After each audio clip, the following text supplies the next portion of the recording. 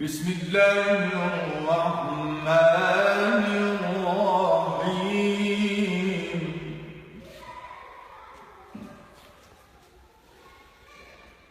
إن هذا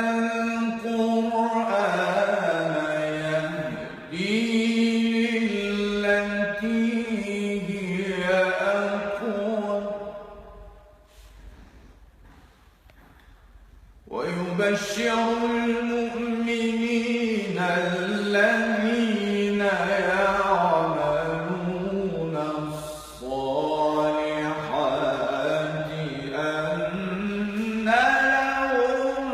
أجرا كبيرا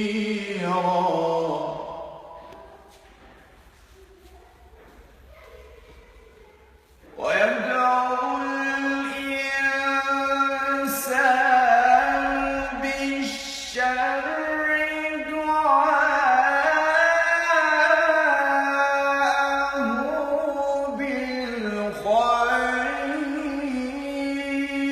بالخير وكان الإنسان عجولا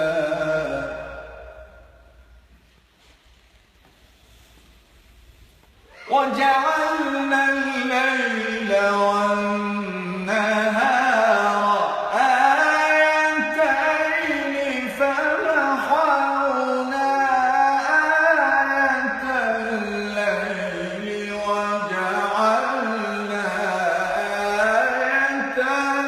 النهار مبصرة وجعلنا آية النهار مبصرة لتبتغوا فضلا من ربكم ولتعلموا عدد السنين